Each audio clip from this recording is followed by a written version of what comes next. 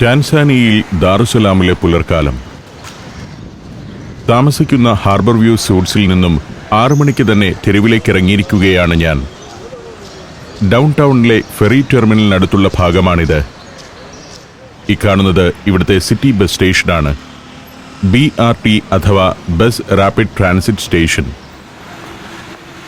സമീപത്തെ പാതയോരങ്ങളിലൂടെ ജനം ഒഴുകുകയാണ്. രാവിലെ 6 മണി കഴിഞ്ഞപ്പോഴേക്കുമുള്ള തിരക്ക്. ഇവിടുത്തെ ഫെറി ടെർമിനലിലേക്കാണ് എൻ്റെ നടത്തം. ദാറുസലാമിൽ നിന്നും സാൻസിബാർ എന്ന ദ്വീപിലേക്ക് പോവുകയാണിന്ന്. ഇവിടെ നിന്നും 2 ബ്ലോക്ക് കടന്നാൽ ഫെറി ടെർമിനലിലെത്താമെന്ന് മാപ്പ് നോക്കി മനസ്സിലാക്കിയിട്ടുണ്ട്. ഇതാണ് കിളിമഞ്ചാരോ ഫാസ്റ്റ് ഫെറീസിൻ്റെ ടെർമിനൽ ബിൽഡിംഗ്. ഞാൻ നേരത്തെ ടിക്കറ്റ് എടുത്തു വെച്ചിട്ടുണ്ട്. അതുകൊണ്ട് തന്നെ പെട്ടെന്ന് ടെർമിനലിലേക്ക് കയറാം. സാൻസിബാറിലേക്കുള്ള ഫെറികൾ പുറപ്പെടുന്ന പ്രധാന ടെർമിനൽ ഇതാണ്. അതിനു മുന്നിൽ ജനപ്രളയം. ആൾക്കൂട്ടത്തിനിടയിലൂടെ തിങ്ങിഞ്ഞെരുങ്ങി ഞാൻ ഒരു വിധത്തിൽ ഗേറ്റ് കടന്നു. കർശനമായി ടിക്കറ്റ് പരിശോധിച്ച ശേഷമേ അകത്തേക്ക് ആളെ കയറ്റുകയുള്ളൂ.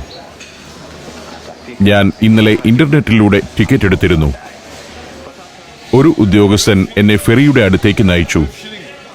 VIP ടിക്കറ്റാണ് ഞാൻ എടുത്തിരിക്കുന്നത്. അതുകൊണ്ടാണ് ഒരു പ്രത്യേക പരിഗണന.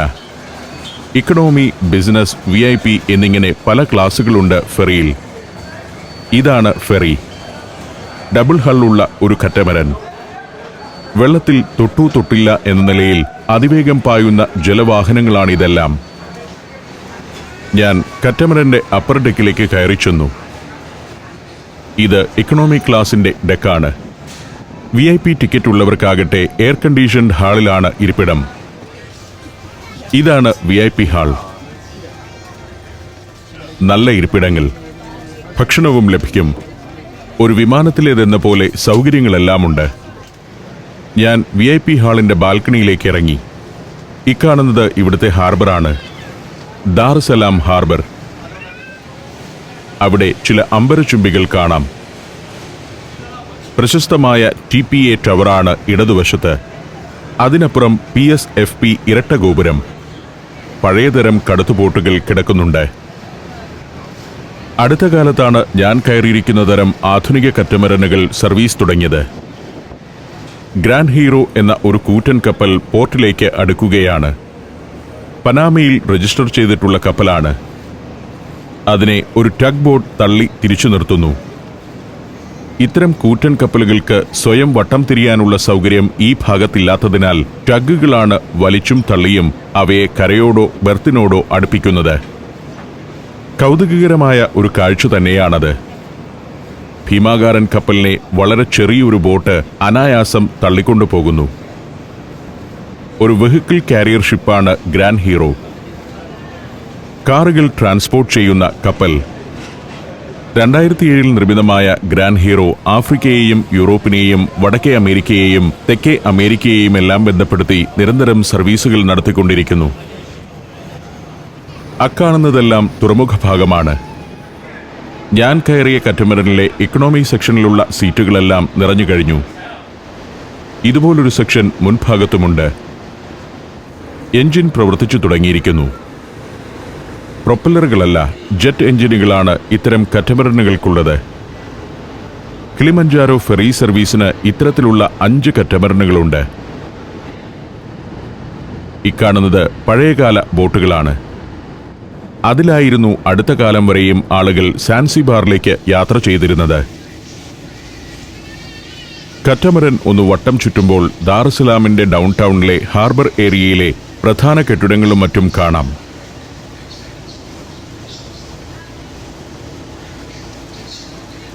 ഇക്കാണുന്നത് സെന്റ് ജോസഫ്സ് കത്തീഡ്രലാണ്. 19-ാം നൂറ്റാണ്ടിന്റെ അവസാന കാലത്ത് ജർമ്മൻകാർ നിർമ്മിച്ച ദേവാലയം. കറ്റമരൻ തീരത്തുനിന്നും അകലുകയാണ്.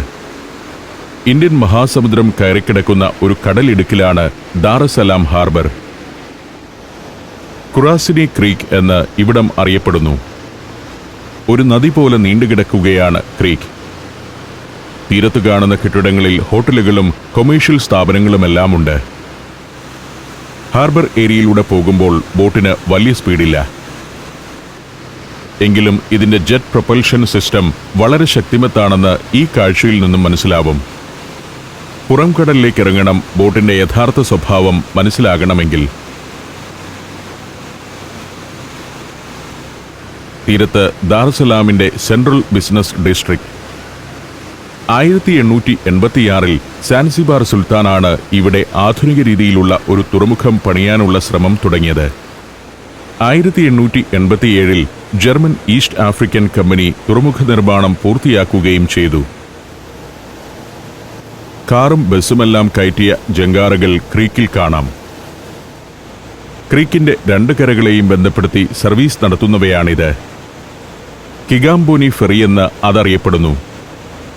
കപ്പലുകൾക്ക് കടന്നു പോകേണ്ടതുള്ളതിനാൽ ഈ ഭാഗത്ത് പാലമില്ല. ജങ്കാറുകളും ബോട്ടുകളുമാണ് ദാറുസലാമിന്റെ ഹാർബർ ഏരിയയെയും മറുകരയിലുള്ള കിഗാംബോനി പ്രദേശത്തെയും ബന്ധപ്പെടുത്തി സർവീസ് നടത്തുന്നത്. ആധുനികമായൊരു ലൈറ്റ് ഹൗസ് തീരത്ത്. കുറച്ചുകൂടി ചെല്ലുമ്പോൾ കരയിലും കടലിലും ജനപ്രളയമാണ് കാഴ്ച. ഇത് ദാറുസലാമിലെ പ്രധാന ഫിഷ് മാർക്കറ്റാണ്, കിവുകോണി ഫിഷ് മാർക്കറ്റ്. രാവിലെ തീരത്തണഞ്ഞ ഫിഷിംഗ് ബോട്ടുകളും സമീപ തീരങ്ങളിൽ നിന്ന് മത്സ്യം വാങ്ങാനെത്തിയവരുടെ ബോട്ടുകളും തീരത്തോട് ചേർന്ന് കിടക്കുന്നു. കരയിലെ മാർക്കറ്റ് ബിൽഡിംഗിലാകട്ടെ വൻ ജനത്തിരക്കാണ്. 10,000-ലേറെ ആളുകളുണ്ട് അവിടെയെന്ന് തോന്നി. വലിയൊരു പ്രദേശമാകെ ഫിഷ് മാർക്കറ്റാണ്. വാങ്ങാൻ വന്നിരിക്കുന്നവർ, വിൽപ്പനക്കാർ, മൊത്തക്കച്ചവടം നടത്തുന്നവർ എന്നിങ്ങനെ ആളുകളുടെ വൻ തിരക്ക്. എല്ലാ ദിവസവും ദാറുസലാമിന്റെ ഫിഷ് മാർക്കറ്റിൽ ഈ തിരക്കുണ്ടാവും. 8 വിഭാഗങ്ങളായി തിരിച്ചിട്ടുണ്ട് ഈ മാർക്കറ്റിനെ. ലേലത്തിനൊരു ഭാഗം, ചില്ലറ വിൽപ്പനയ്ക്ക് മറ്റൊരു ഭാഗം, മത്സ്യം ക്ലീൻ ചെയ്യാൻ വേറൊരു ഭാഗം എന്നിവയെല്ലാം അവിടെയുണ്ട്. ആഫ്രിക്കൻ രാജ്യങ്ങളിലെ മത്സ്യ മാർക്കറ്റുകൾ ഇങ്ങനെയാണ്. വലിയ ജനത്തിരക്കായിരിക്കും അവിടെ. രാവിലെ 6 മണി മുതൽ തന്നെ സജീവമാകുന്ന മാർക്കറ്റാണിത്. മറുകരയിൽ നിന്നുവരെ വന്ന് മീൻ വാങ്ങിപ്പോകുന്നവരുടെ ബോട്ടുകൾ ജലപ്പരപ്പിൽ കാണാം. ഒരു മുനമ്പിലാണ് ഫിഷ് മാർക്കറ്റ്. ആ മുനമ്പിനെ ഒന്നു ചുറ്റി കറ്റമരൻ പുറംകടലിലേക്ക് ഇറങ്ങിയിരിക്കുന്നു. അതോടെ അതിന്റെ സ്പീഡും കൂടി. ഒരു വിമാനം കണക്കെ പായുകയാണ് ഡബിൾ ഹള്ളുള്ള കറ്റമരൻ. വലിയൊരു അണക്കെട്ടിൽ നിന്ന് വെള്ളം തുറന്നുവിടുന്നത് പോലെയുണ്ട് ജെറ്റ് എഞ്ചിനുകൾ പ്രവർത്തിക്കുമ്പോഴുള്ള വെള്ളത്തിന്റെ തള്ളൽ. KTA 50 ശ്രേണിയിലുള്ള 2 ഹെവി ഡ്യൂട്ടി എഞ്ചിനുകളാണ് ഈ കറ്റമരനെ മുന്നോട്ട് കൊണ്ടുപോകുന്നത്. 1800 കുതിരശക്തിയുള്ള എഞ്ചിനുകളാണ് ഓരോന്നും. മണിക്കൂറിൽ 62 കിലോമീറ്ററാണ് ഈ ഫെറിയുടെ പരമാവധി വേഗം. അതായത് 1 മിനിറ്റിൽ 1 കിലോമീറ്ററിലേറെ സഞ്ചരിക്കാൻ ഇതിനാവും. കിളിമഞ്ചാരോ ഫാസ്റ്റ് ഫെറീസിന്റെ ഉടമകളായ അസം മറൈൻ കമ്പനിയുടെ ഏറ്റവും പുതിയ കറ്റമരനാണ് ഇത്. ആകെ 8 ജലവാഹനങ്ങളാണ് കമ്പനിക്കുള്ളത്.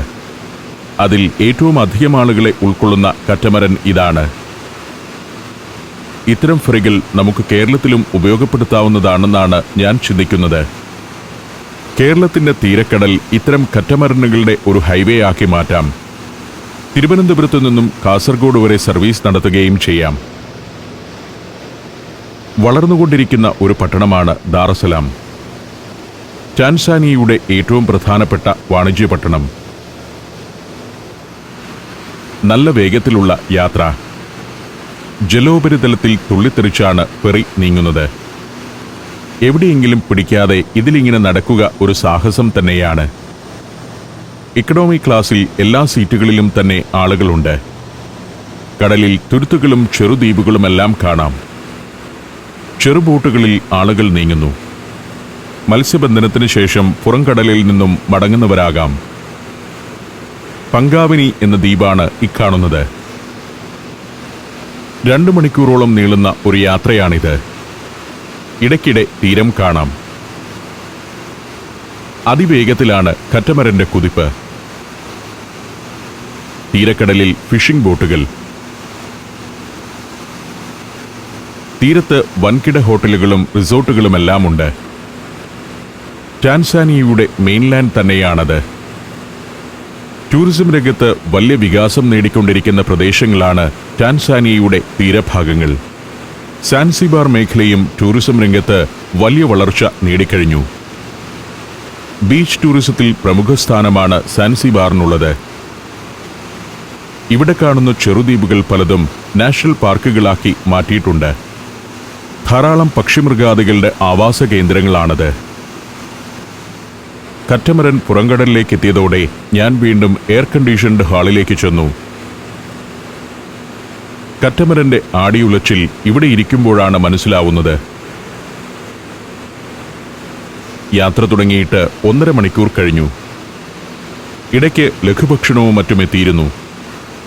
അത് കഴിച്ച് വീണ്ടും ഞാൻ പുറത്തേക്കിറങ്ങുമ്പോഴേക്കും കറ്റമരൻ സാൻസിബാറിന്റെ തലസ്ഥാനത്തെ സ്റ്റോൺ ടൗണിനോട് അടുക്കുകയാണ്. സ്റ്റോൺ ടൗണിന്റെ തീരത്തെ ഹോട്ടലുകളും റിസോർട്ടുകളുമെല്ലാമാണ് ഇക്കാണുന്നത്. വലിയൊരു ടൂറിസം ഡെസ്റ്റിനേഷനാണ് സാൻസിബാർ. അതുകൊണ്ട് തന്നെ ചരിത്ര പ്രാധാന്യമാർന്ന പല പഴയ കെട്ടിടങ്ങളും ഇന്ന് ഹോട്ടലുകളായി മാറിയിരിക്കുന്നു. Azerbaijan, Indonesia, Tajikistan, Peru. സഞ്ചാരം വോളിയം നമ്പർ 14.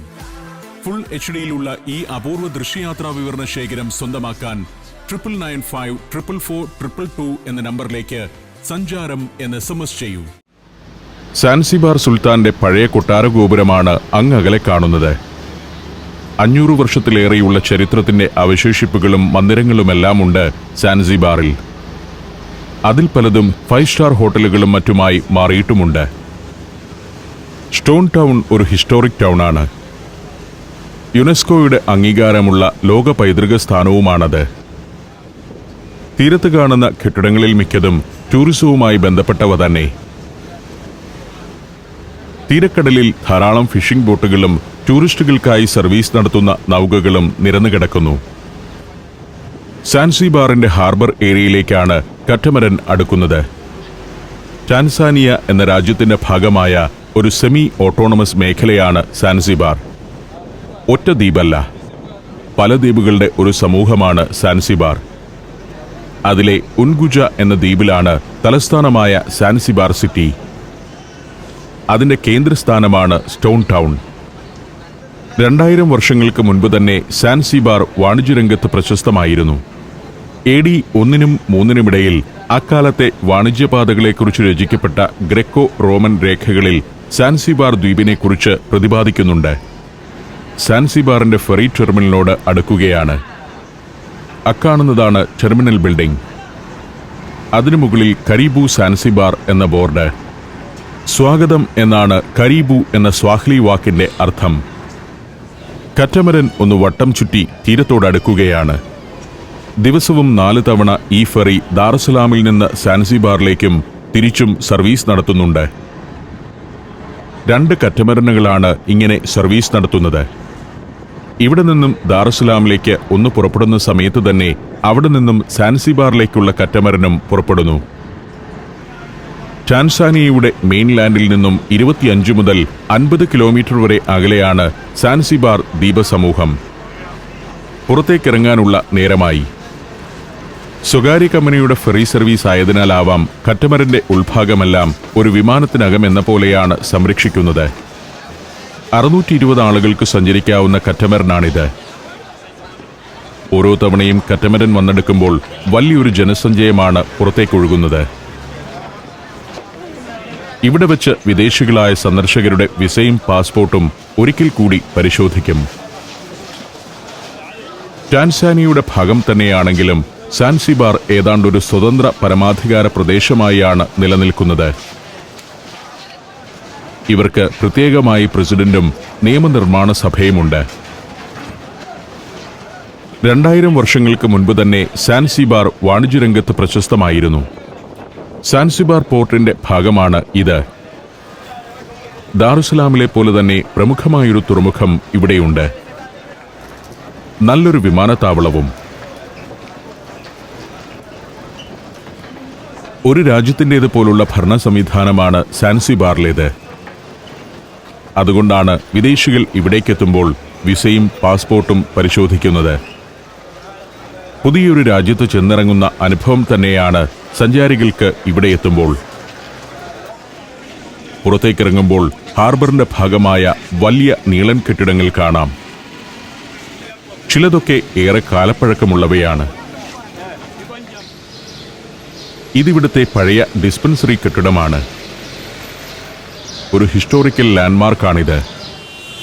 മനോഹരമായ ഒരു നിർമ്മിതി തന്നെയാണിത്. ഇവിടെ എന്നെ കാത്ത് ഒരാൾ നിൽപ്പുണ്ടായിരുന്നു. ഇത് അബു. എന്നെ സാൻസിബാറിന്റെ കാഴ്ചകളിലേക്ക് കൊണ്ടുപോകുന്നത് അബുവാണ്. ഇന്നലെ രാത്രിയിൽ ദാറുസലാമിലെ ഹോട്ടലിൽ എന്നെ കാണാനെത്തിയ മലയാളിയായ വിനയൻ ബെനഡിക്റ്റാണ് ഫോണിൽ വിളിച്ച് അബുവിനെ ഏർപ്പാട് ചെയ്തത്. സാൻസിബാറിന്റെ തെരുവുകളിലൂടെ ഞങ്ങൾ യാത്ര തുടങ്ങി. വലിയ വൃത്തിയും ഭംഗിയുമില്ലാത്ത പൊടി നിറഞ്ഞ തെരുവുകൾ.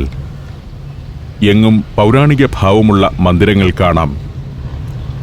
ചിലതൊക്കെ പുനർനിർമ്മിച്ച് പഴയ പ്രൗഢിയിൽ നിലനിർത്താൻ ശ്രമിച്ചിരിക്കുന്നു. എങ്കിലും നല്ലൊരു ശതമാനം കെട്ടിടങ്ങളും പഴയകാല പ്രൗഢിയെല്ലാം നഷ്ടപ്പെട്ട് ദരിദ്രവും ജീർണവുമായ അവസ്ഥയിലാണ്. നമ്മുടെ ഫോർട്ട് കൊച്ചിയോ മട്ടാഞ്ചേരിയോ പോലൊരു പ്രദേശം. സാൻസിബാർ സുന്ദരമായൊരു പട്ടണമാണെന്നാണ് ഞാൻ കേട്ടിരുന്നത്. എന്നാൽ സംരക്ഷണ കാര്യത്തിൽ ഒട്ടും കാര്യക്ഷമതയില്ലാത്ത ഒരു പ്രദേശമാണിതെന്ന് ഇങ്ങനെ കാണുമ്പോൾ തോന്നിപ്പോകുന്നു. 6 നൂറ്റാണ്ടുകൾക്ക് മുൻപ് പേർഷ്യക്കാർ വാണിജ്യപാതയിലെ ഒരു ഇടത്താവളമായാണ് സാൻസിബാറിനെ കണ്ടിരുന്നത്. ഇന്ത്യക്കാരും അറബികളുമായ കൂടുതൽ കച്ചവട സംഘങ്ങൾ എത്തിയതോടെ ഈ ദ്വീപ് വലിയൊരു ജനവാസ കേന്ദ്രമായി മാറി. കാർ ഇന്നത്തെ എൻ്റെ ആദ്യ സന്ദർശന സ്ഥലത്തേക്ക് എത്തിയിരിക്കുന്നു. ദർജാനി മാർക്കറ്റ് എന്ന ചന്തയുടെ സമീപത്തേക്ക്. ഇവിടുത്തെ പ്രശസ്തവും പുരാതനവുമായ മാർക്കറ്റാണ് ദർജാനി. സ്വാഹിലി ഭാഷയിൽ മാരിക്കിറ്റി കു എന്ന് ഇതറിയപ്പെടുന്നു. മെയിൻ മാർക്കറ്റ് എന്നർത്ഥം. കല്ലുകൊണ്ട് പടുത്ത് തകരം മേഞ്ഞ ഒരു നീളൻ കെട്ടിടമാണ് market. Sheikh Ali bin Hamad al Busaid എന്ന സുൽത്താൻ സാൻസിബാർ ഭരിച്ചിരുന്ന കാലത്ത് 1904 ഈ മാർക്കറ്റ് നിലവിൽ വരുന്നത്. മാർക്കറ്റിന് പുറത്ത് വർണ്ണക്കുടകളുടെ ചുവട്ടിൽ പലതരം വിചിത്ര വസ്തുക്കളുടെ കച്ചവടവുമായി ആളുകൾ കൂടി നിൽക്കുന്നുണ്ട്. നമ്മുടെ നാട്ടിൽ കിട്ടുന്ന ഒറ്റക്കഷ്ണം റൊട്ടി പോലുള്ള ഒരു സംഗതിയാണ് പ്രധാന വിൽപ്പന വസ്തു. ഇതിവിടുത്തെ ആളുകളുടെ പ്രധാന ഭക്ഷണമാണ്. ഒരു ഭാഗത്ത് നിരന്നിരിക്കുന്ന മുട്ടക്കച്ചവടക്കാർ. മാർക്കറ്റിന്റെ പുറം ഭാഗം തന്നെ വളരെ സജീവമാണ്. കച്ചവടക്കാരുടെയും സാധനങ്ങൾ വാങ്ങാനെത്തിയവരുടെയും നല്ല തിരക്ക്. അരൂഷ പോലുള്ള പട്ടണങ്ങളിൽ ഇതുപോലെ ക്യാമറയുമായി പുറത്തിറങ്ങി നടക്കാൻ എനിക്ക് കഴിഞ്ഞിരുന്നില്ല. ക്യാമറ ഒന്ന് സൂക്ഷിച്ചു കൊള്ളണമെന്ന് അബു മുന്നറിയിപ്പ് തന്നിട്ടുണ്ട്. സുഗന്ധവ്യഞ്ജനങ്ങൾ ഇങ്ങനെ കൂട്ടിലാക്കി നിരത്തിവെച്ചിരിക്കുന്നതാണ് ഇവിടുത്തെ ഒരു പ്രധാന കാഴ്ച. നൂറ്റാണ്ടുകളായി സ്പൈസസിന്റെ പേരിലാണ് സാൻസിബാറിന്റെ പ്രശസ്തി. ഞാൻ മാർക്കറ്റ് കെട്ടിടത്തിന്റെ അകത്തേക്ക് നടന്നു. ഒരു നീളൻ കെട്ടിടം. 1904 ബോമൻജി മനേക്ജി എന്ന ആർക്കിടെക്റ്റാണ് ഇത് നിർമ്മിച്ചതെന്നാണ് ചരിത്രം. ഈ മാർക്കറ്റ് കെട്ടിടം വരുന്നതിന് മുൻപ് കടൽ തീരത്തും പാതയോരത്തും വെളിം പ്രദേശത്തുമെല്ലാം നിരന്നിരുന്നാണ് കച്ചവടക്കാർ ഉൽപ്പന്നങ്ങൾ വിറ്റിരുന്നത്. അവരെ എല്ലാവരെയും കൂടി ഒരു മേൽക്കൂരയ്ക്ക് കീഴിൽ കൊണ്ടുവരിക എന്ന അലി ബിൻ ഹമദ് സുൽത്താന്റെ സ്വപ്നമാണ് ഈ മാർക്കറ്റ് നിലവിൽ വന്നതോടെ യാഥാർത്ഥ്യമായത്. ഇതൊരു ടൂറിസം കേന്ദ്രമൊന്നുമല്ല. പയറും അരിയും പച്ചക്കറിയും മത്സ്യവും മാംസവും എല്ലാം ലഭിക്കുന്ന വളരെ വിപുലമായൊരു മാർക്കറ്റ്. മാർക്കറ്റിൽ ലഭിക്കാത്തതൊന്നുമില്ലെന്ന് പറയാം. വൃത്തി നന്നേ കുറവാണെന്നതാണ് ഒരു പ്രധാന കാര്യം. അസഹ്യമായ ദുർഗന്ധമാണ് മാർക്കറ്റിന്റെ പല ഭാഗങ്ങളിലും. ഈ വലിയ ഹാൾ മാംസവിൽപ്പനയുടെ കേന്ദ്രമാണ്. മറ്റൊരു ഭാഗത്ത് പച്ചക്കറികൾ. 1904 പ്രവർത്തനം തുടങ്ങിയപ്പോൾ തന്നെ മത്സ്യം, മാംസം, പഴങ്ങൾ, ധാന്യങ്ങൾ, സുഗന്ധവ്യഞ്ജനങ്ങൾ എന്നിവയ്ക്ക് ഈ മാർക്കറ്റിൽ പ്രത്യേക ഭാഗങ്ങളുണ്ടായിരുന്നു. മത്സ്യം വിൽക്കുന്ന ഭാഗത്തേക്കെത്തിയപ്പോൾ ഇതാണ് കാഴ്ച. നീരാളിയും കൂന്തളുമെല്ലാം നിരന്നിരിക്കുന്നു. പക്ഷേ ഇവിടെ നിന്ന് ഒന്നും വാങ്ങാൻ നമുക്ക് തോന്നാത്ത വിധമുള്ള ഒരു വൃത്തിയില്ലായ്മ എല്ലായിടത്തും പ്രകടമാണ്. നല്ല ഫ്രഷ് മത്സ്യങ്ങൾ തന്നെയാണ് ഇവിടെ വിൽപ്പനയ്ക്കുള്ളത്. 1963 സാൻസിബാറിന് മേലുണ്ടായിരുന്ന ബ്രിട്ടീഷ് ആധിപത്യം അവസാനിക്കുന്നതുവരെയും ഒരു ഹോൾസെയിൽ മാർക്കറ്റ് കൂടിയായിരുന്നു ദർജാനി. ഇന്ത്യയിൽ നിന്നും ചൈനയിൽ നിന്നുമെല്ലാം എത്തുന്ന സ്പൈസസ് ഉൾപ്പെടെയുള്ള സാധനങ്ങൾ വൻതോതിൽ സംഭരിക്കുകയും യൂറോപ്യൻ നാടുകളിലേക്ക് കയറ്റി അയക്കുകയും ചെയ്തിരുന്ന മാർക്കറ്റ്. അക്കാലത്തും സാൻസിബാറിലെ സാധാരണക്കാരുടെ ചില്ലറ മാർക്കറ്റായും ഇത് പ്രവർത്തനം തുടർന്നു. സാൻസിബാറിലെ 99% ആളുകളും മുസ്ലിങ്ങളാണ്. സുന്നി മുസ്ലിങ്ങൾക്കാണ് ഇവിടെ മേൽക്കൈ. ഞാൻ ദർജാനി മാർക്കറ്റിൽ നിന്നും പുറത്തിറങ്ങി. ഇനി ഇവിടുത്തെ ചരിത്രം സ്പന്ദിക്കുന്ന കുറെ കാഴ്ചകളിലേക്ക് പോകണം.